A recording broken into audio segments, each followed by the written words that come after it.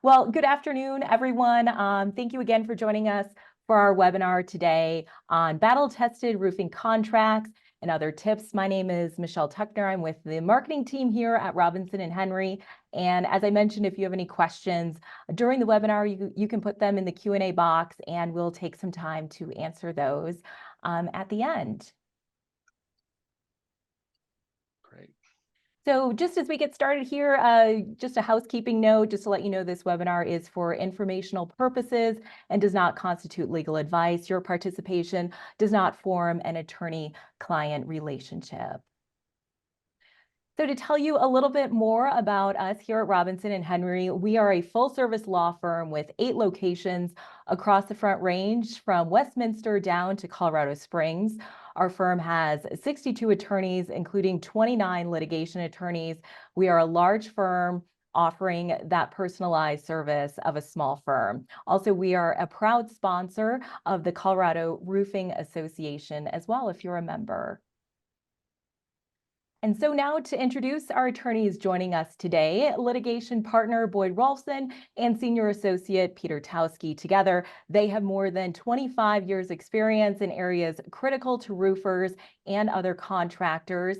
And Boyd and Peter, I'll turn it over to you if you'd like to introduce yourselves and tell everyone a little bit more about your experience. Yeah, that sounds great. Thank you, Michelle. My name is Boyd Rolfson. I'm a partner here at Robinson and Henry, and I work on real estate litigation matters and transactional matters. I've been an attorney practicing for over 16 years. Most of my career, I've been practicing real estate law and litigation law. Some of our partners right now are a lot of contractors, roofing companies, and so we've been familiar and had a lot of practice in this area. So it's good to meet all of you and to be able to do this webinar today. Excellent. Good morning, everyone. My name is Peter Towski. I practice contract law. I do mechanics liens here at Robinson Henry. I also practice a lot of real estate law with Boyd Rolfson. I've been an attorney since 2014. I was a prosecutor in New York for a number of years, as well as a prosecutor in Pueblo, Colorado, before joining Robinson and Henry. I think we're ready for the next slide.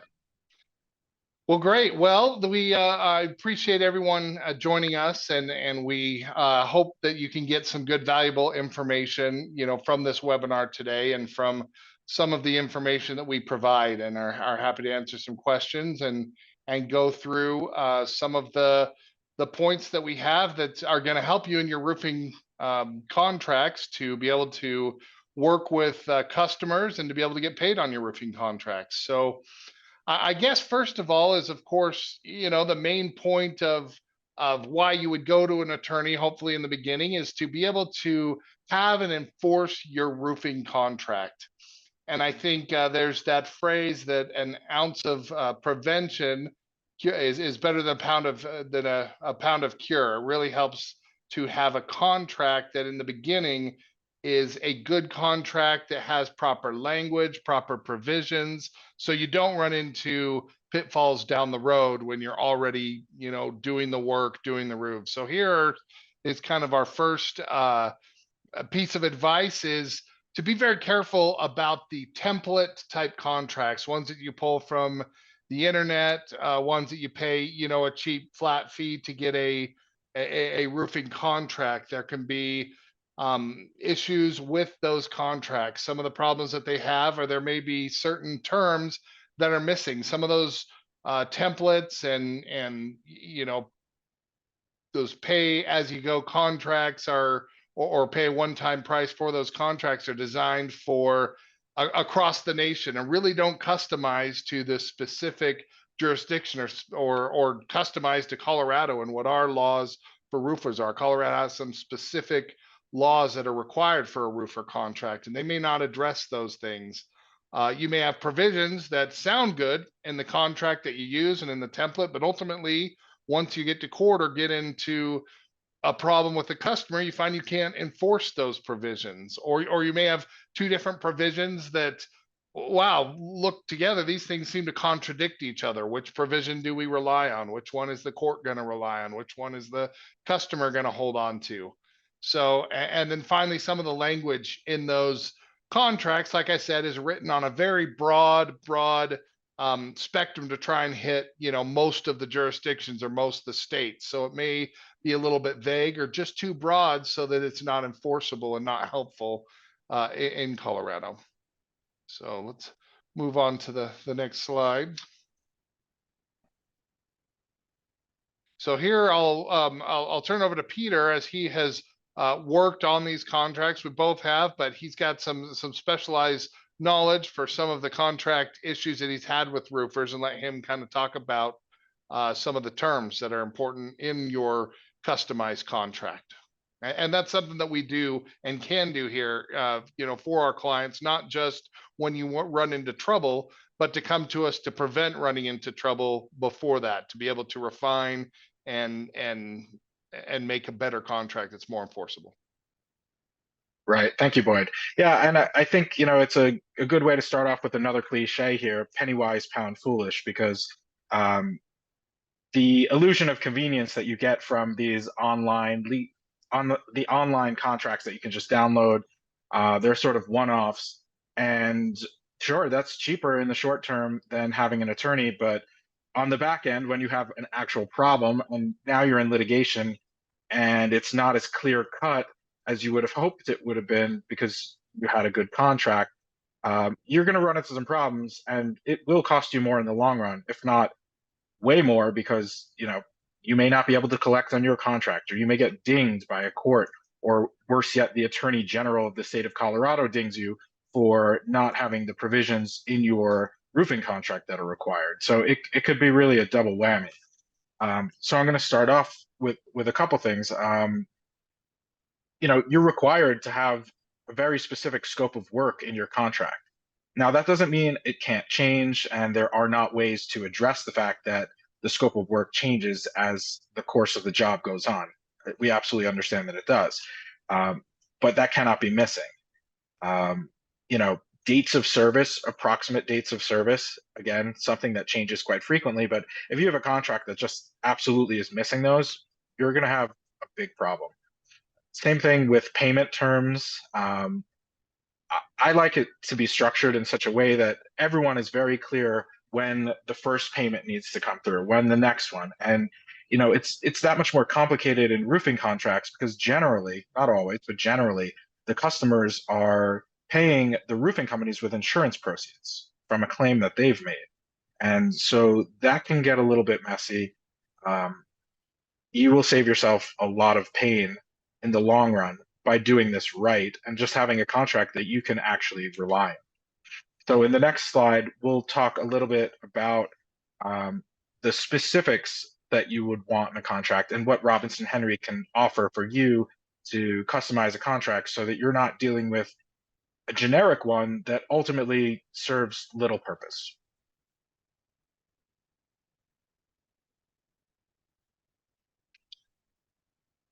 Okay, so steps to a rock solid contract.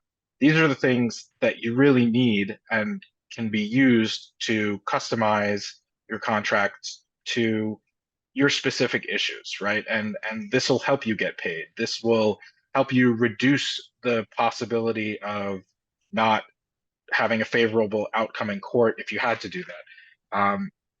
My goal when making these contracts really is to have them suited to a point where if you are unable to resolve a payment dispute, some kind of dispute with your clients, that later on down the road, if you send a demand letter or you record a mechanics lien and they go and hire an attorney, we want their attorney to say to them, hey, this contract is solid. There's not much you can do. You're just going to waste your money fighting them. Maybe you should pay the money.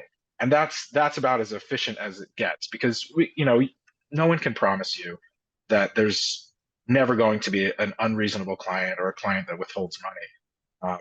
What we can do is take steps to mitigate that. So some specific things that go into these rock solid contracts. First off is the right to rescind. This is a matter of statutory provision in Colorado. If your contract does not very clearly state that the customer has 72 hours within which to cancel their contract after it has been signed. I don't know if I'd go as far as saying it would invalidate the whole contract, but it could be a significant problem for your business, even outside of the single contract in question. So we already talked about scope of roofing services, and I'll add to that, it does include the specific materials to be provided. Um, we talked about dates of services, and then next I would say approximate costs of the services based on the damages that you're aware of that are requiring these services. Another really important one that's required by statute, the contractor's contact information, physical address, email address, telephone number, and any other contact information. You may have some of those things. It would probably be odd not to have any of them, but every one of them is actually required by statute. Next, another big one that's really important, you need to have your insurer, your surety and liability covered insurer, and their contact information, assuming you have them, written in the contract. Next, this is probably the most important one. This is actually written in the statute in such a way that it emphasizes how important it is. On the face of the contract, in bold-face type, a statement indicating that the roofing contractor rather, shall hold in trust any payment from the property owner until the roofing contractor has delivered roofing material to the residential property site or has performed the majority of the roofing work on the residential property. Might seem like a small thing there, but again, you could get dinged pretty badly for it. Another one is a determinable price. And as we'll talk about a little bit later on in this webinar, determinable price doesn't actually necessarily mean a number, right? You're working with an insurance carrier, the claim changes as the contract progresses one way or another. There are ways to have a determinable price that a court will uphold without actually having a specific number. And that's important for you and the customer. It gives you the flexibility, gives the customer an idea that's grounded and based in something as to what it's going to cost, but again, gives you the flexibility for changes. So we talked about the cancellation policy. The last two, I think, are incredibly important. Interest charges and attorney's fees in the case of non-payment for both. Interest that accrues when starts accruing after a certain amount of time after an invoice is generated and sent to the client. That can change. There are statutory maximum amounts of interest that you can charge. So if you charge an obscene percentage, let's just say 70%, that could be really problematic. You don't want to have that in your contract, but it makes sense to explore how much you can get, what is reasonable, and that can sort of act as a hedge on your attorney's fees provision, because you're not guaranteed to get 100% of your attorney's fees, even if you do have a provision in there that says, in the case that we need to enforce this contract, any attorney's fees will be paid to the prevailing party in doing so. So those are some really important provisions that should go into a custom contract that you will absolutely not find on your generic downloadable contract on the internet.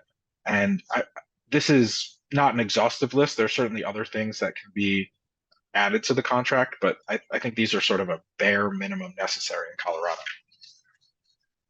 And Michelle, can you go to the next slide? And this has some of those terms that Peter just went through. I just have another comment, and one of the biggest hangups or issues, especially when you end up in a dispute with a customer, and as you work your way through the dispute, and then obviously, especially if they file some sort of legal action, or you have to file some sort of collection action to earn your money, is, well, that's going to cost. And one of the biggest costs of that is that attorney's fees provision. You have your interest, you have your price, and as long as you have all of the other clauses, you're in good shape. But if you don't have a clause that allows you to also, in the case of a dispute, collect your attorney's fees, that sometimes can outweigh the cost of the contract if it goes far enough, if it's long-term litigation. And so having that provision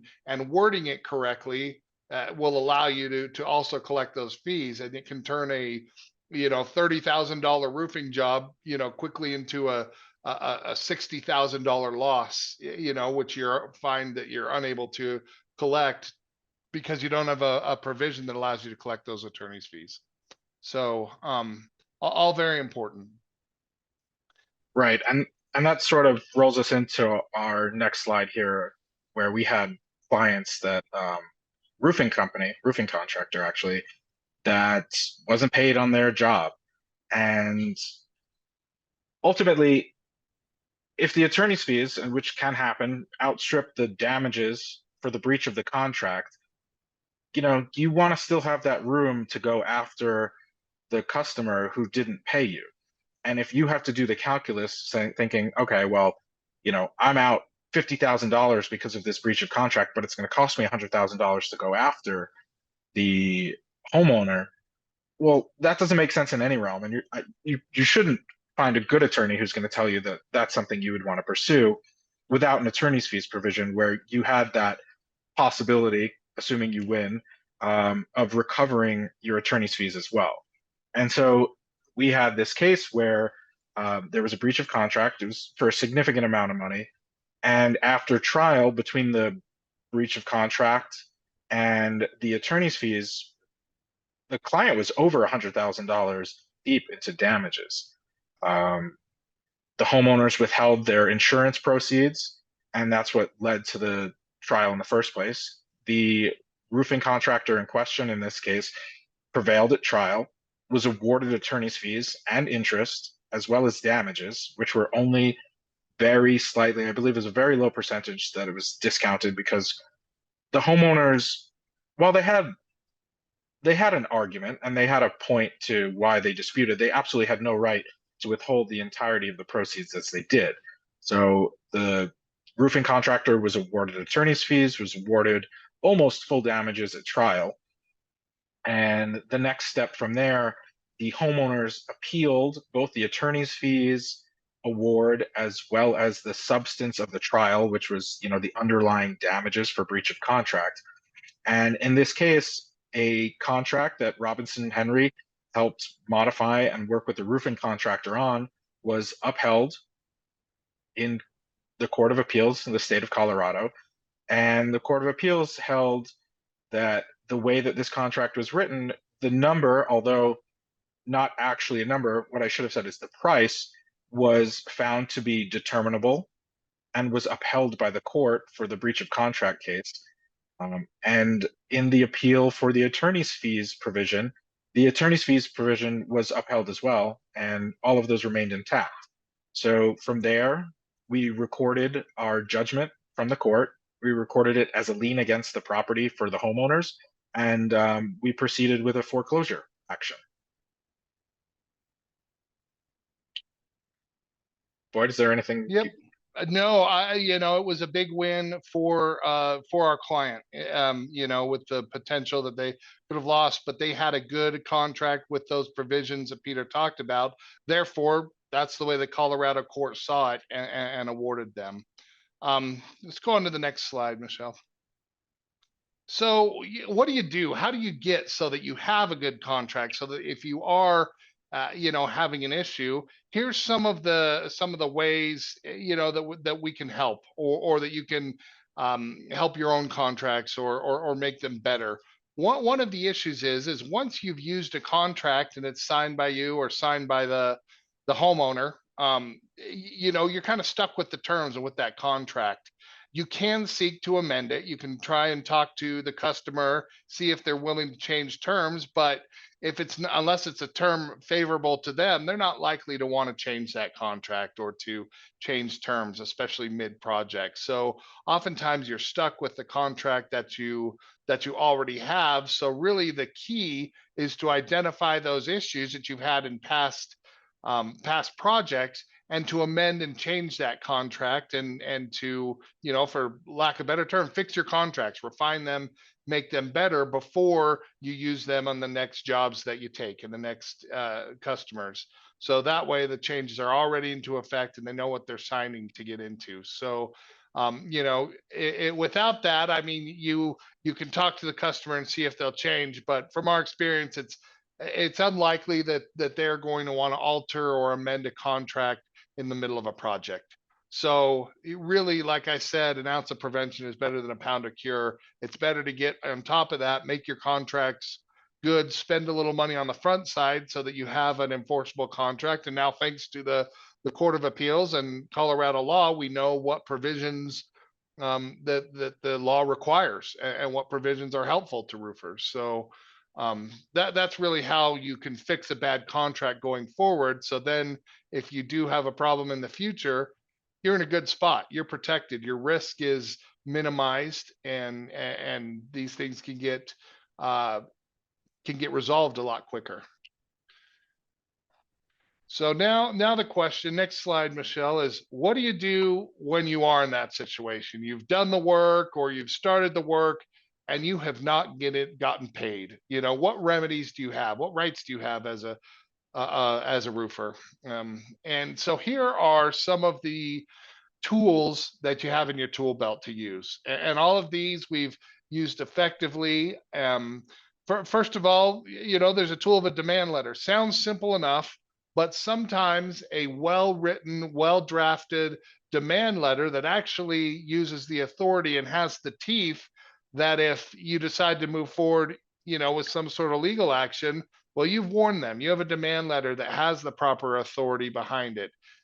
Something like that to a customer is the first step and probably easiest way to get paid if you don't get paid. Oftentimes, once they receive a demand letter, especially if it comes from a law firm, from an attorney, they know that, well, you've probably consulted with an attorney and you're willing to take that next step. And sometimes that's all it takes to get paid and get resolved. And you don't have to go into litigation or file a lawsuit. That's the hope. And that's quickest way, but sometimes it's not effective. Sometimes there's too much of a conflict, or you just have a homeowner that's just a difficult person. So If I you may could, have to find yourself in legal action and file a lawsuit. Well, there's a couple of tools that you have before that. One of the biggest ones, and I'm going to kind of skip the breach of contract claim because that's actually uh, one of the claims you pursue when you file a lawsuit, but to really talk about a tool that you have in the mechanics lien. And hopefully you're familiar with that. If not, we're happy to talk to you or to discuss the mechanics lien. It really is a powerful tool, but it is a statutory process and a tool that you have that Colorado requires strict timelines and deadlines on a mechanics lien. And this is usually one of the first steps we'll take. But for example, you only have a few months in order to go down this road. But what it is basically you send your customer you send them a mechanics lien, an intent, basically a notification telling them that you're going to file this mechanics lien if you don't get paid. And then you give them 10 days to do so. And if they don't resolve it, then you have the right to go ahead and file and record that mechanics lien against the property. This is a powerful tool because every time you're doing a roofing job, there's actually somebody that has an asset. That home is an asset. It's one of the biggest assets that they have.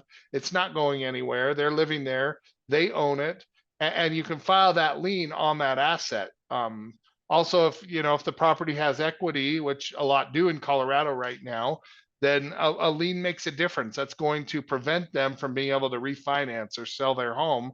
It also, with that mechanics lien, comes the threat of foreclosure. That's how you enforce a mechanics lien, is by filing a foreclosure action. And that can be done at the same time as a breach of contract action. They can be actually filed together in court. So if you get down the road that far and you just can't get paid, and it's important to meet the timelines on the mechanics lien, because if you miss it, you no longer have the right to file a mechanics lien. Also, you don't have the right to foreclose or enforce a mechanics lien.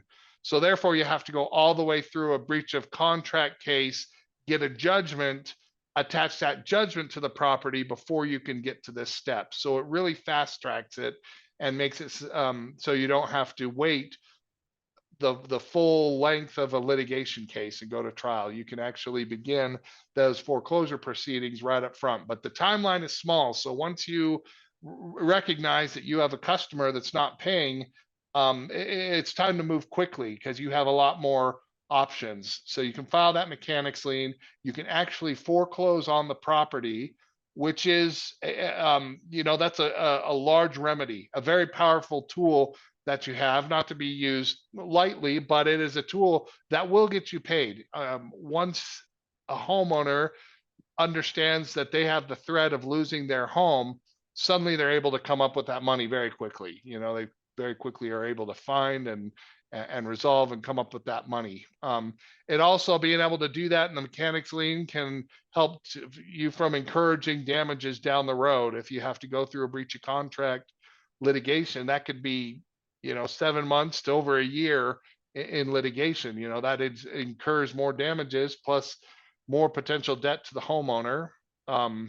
Again, like I mentioned before, there's a lien placed on the property. So the property is in gridlock, meaning that they can't sell the property, they can't refinance the property. They're really stuck until they resolve any lien that you're able to place on the property, and then their assets of their home are in danger. So these are keys to getting paid. The cases that we have handled, that we've been able to use this tool, have had a very high rate of success in getting our clients paid. Right. And I would add to that, not only high rate of success, I would say that far more efficiently than many of the other cases as well, right? Because, the threat of foreclosure, which Boyd discussed a bit, in terms of tying up the house, tying up the asset and refinancing. On top of that, Boyd touched on the idea of equity, right? And so the real leverage here comes under the threat of foreclosure, because in a foreclosure sale, there is absolutely no guarantee that the homeowner recovers any of the equity that is on top of the debt that they hold, or that you hold against them. So it tends to wake people up pretty quickly. The question sort of becomes, well, am I going to be able to send a demand letter and record a mechanics lien in time? And what I've seen time again is companies will bring us their case way late down the road. If you have a client who's kicking the can on payment and has missed a payment and has missed a deadline, my best advice is to bring it to an attorney as soon as possible, because sometimes really the most efficient thing you can do is send a demand letter. But if you're backed up against a statutory deadline and it's coming down to, okay, we need to file this or record this mechanics lien, that's going to be the way to go. But if you wait too long, you'll back yourself and potentially your attorney into a corner and really lose out on this massive benefit that's codified in Colorado law for contractors. Yeah, so here's just kind of some basic timelines, for your mechanics lien, just so you can have in your mind, hey, well, what kind of timeline am I looking at? Under Colorado, if you have, provided materials and started work on a project, you only have 4 months from the last day that either you provided materials or did that work to actually file that mechanics lien. So it's only a 4-month deadline. It's very short. Most, lawsuit statute of limitations are much longer than that, but the mechanics lien is short. You also only have 6 months from the last day that you did work to enforce that mechanics lien, to file a lawsuit. So really think of the last time you actually were at the property doing work. Sometimes that's when the job was finished, or if the job is halted. You only have 6 months to take these remedies that Peter and I have gone through. So the timeline is short, and that, whereas if you sue on a contract, you have much longer timeline. You have 2 to 3 years to be able to do that, but it's not as powerful as a remedy. So as Peter emphasized, and I'll reemphasize, once you're not getting paid, once you smell that dispute coming, reach out and talk to an attorney quickly, and reach out to us, and we can have a lot more tools in our belt at that time. Right. So, And just, oh, sorry, Boyd. Go ahead. Oh, just as a last thing, I wanted to point out, Boyd's talking about the last day of work. That's actually a legal determination, believe it or not. In the real world, the last day of work we know is, theoretically the last day you showed up on site.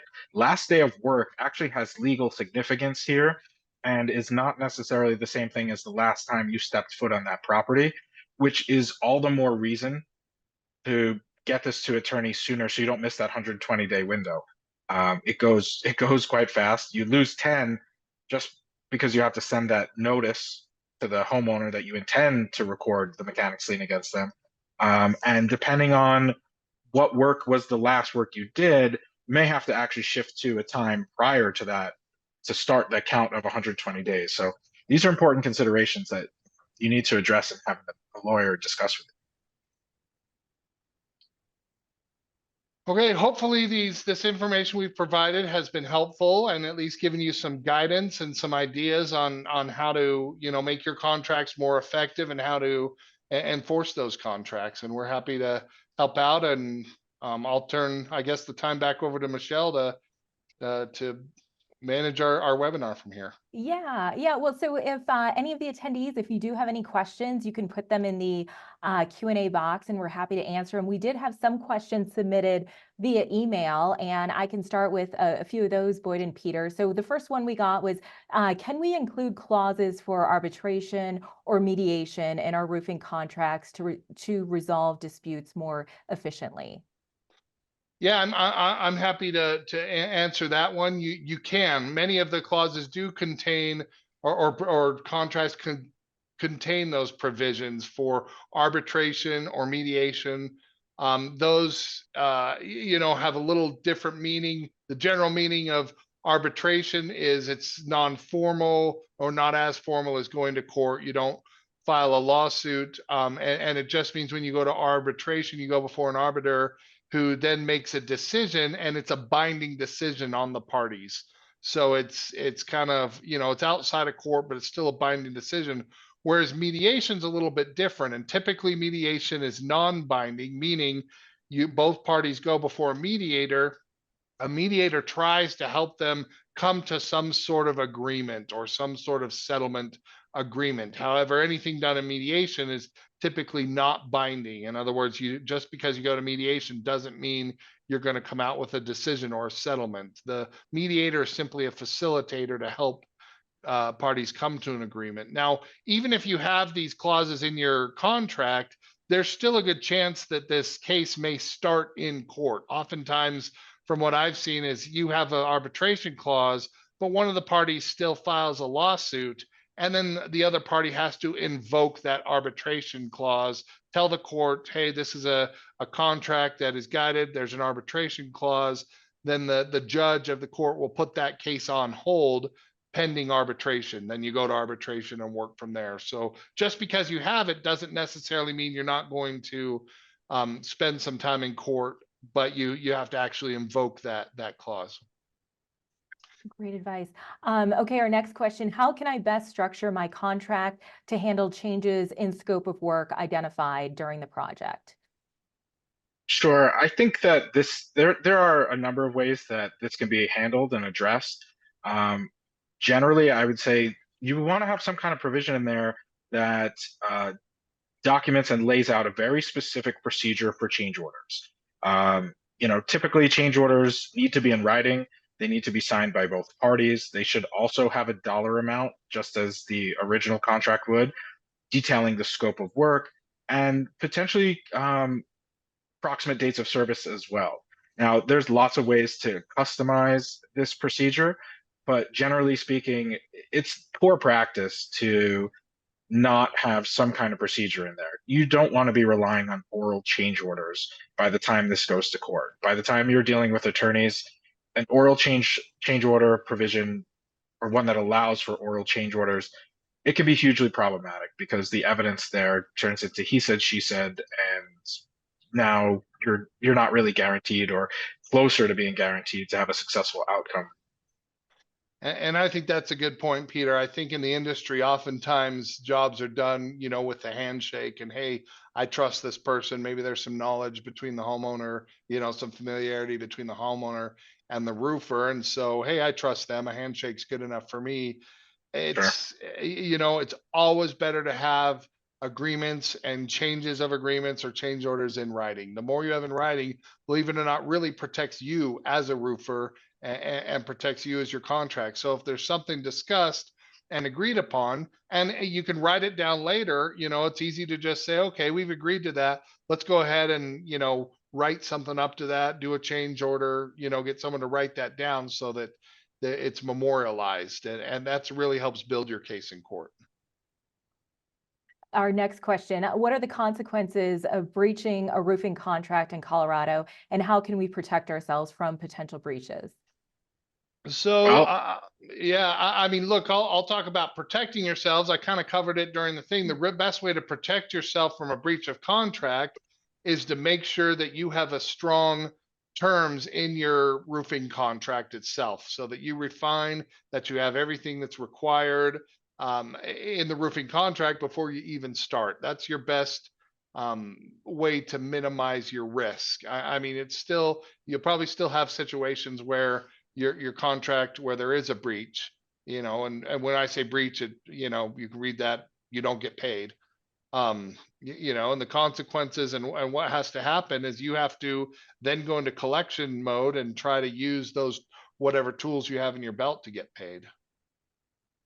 sure. I think that makes a lot of sense, Boyd.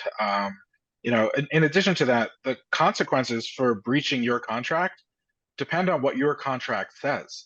There are general contract principles and some statutes that are applicable here. But really, in tailoring and customizing your own contract, that's your opportunity to decide what the consequences of breaching your contract are. And that kind of goes back to, for example, choosing an interest rate that accrues for unpaid invoices. There are a number of provisions that you can build into your contract to tailor it so that the consequences are what you think they ought to be. Great advice. Our next question, can we include clauses for lien rights in our roofing contracts to secure payment for services rendered? Yeah, that's a good question, and yeah, you can include in your contract anything that Colorado law allows you to include. And since one of your Colorado remedies is the mechanics lien and the ability to place a lien on a job, you can certainly include that language in your contract. I mean, to be honest, you're going to be able to file the mechanics lien whether it's in your contract or not, under Colorado law. However, when the customer is reviewing and signing that contract, if they see that language that, hey, I could potentially have a lien placed on my property if I don't make payment, that's certainly going to inspire them to keep up on their payments and make payments. Might even help you weed out some clients who don't intend to pay you in the first place, Yeah. which can't hurt. Very true. Okay, so our last question that was submitted via email, how should we address subcontracting arrangements in our roofing contracts to ensure compliance with Colorado law? So, yeah, I mean, subcontracting arrangements, I mean, they can come in different forms. I mean, we've had situations where the roofer, actually does the roof, but they also offer, flashing or window repair, but they actually subcontract that out. So really what's important is to understand who you have a contract with. As a roofer, are you contracting directly with the subcontractor? And if so, it is your responsibility to make sure that that subcontractor is paid. You actually have the contract with them. If it's the owner, the property owner, who actually subcontracts or reaches out to, someone who does windows that they know, they may have the contract with that subcontractor and have the responsibility to pay them. However, just know that anytime just like your remedy is, or one of your remedies is to file a mechanics lien on a property, if you don't get paid, all subcontractors also have that same remedy. So if they don't get paid, they also have the right to file a mechanics lien against the property, even if they don't have a contract with the owner. Even if their contract is with you, they can still file a lien on the property. That really puts that really makes a homeowner angry if the problem is the subcontractor's not getting paid and it's the roofer's responsibility to pay them, and can really draw you into that dispute and litigation. So just know that they have that remedy. Right. And so building off of what Boyd said there, I think that this sort of speaks to what you can put in your contract with a homeowner. But more importantly, I think it speaks to having a good contract with your subcontractors as well. Correct. Great advice. Well, I don't see any additional questions in the Q&A. So I guess that brings us then to the end of our webinar, but we want to thank you for joining us today. We greatly appreciate you taking some time on a Friday afternoon. You'll be getting an email with a link to the recording of this webinar if there's any information that you missed and you'd like to look at again. Also, we're going to be hosting a happy hour coming up on Wednesday, June 5th at View House Centennial with roofers. So you'll be able to join us and hopefully we can continue the conversation. Then you'll be getting more details in the email. And also there will be an offer for a free consultation if you have any additional questions that you would like to ask our attorneys and our team. So thank you for joining us today, Boyd and Peter. Thank you so much for sharing your expert insight and advice. Thank you all Absolutely. for joining. Yeah. Thank you, Michelle. Thank you, everyone. Thank you, everyone. Have a great Friday. Have a great weekend.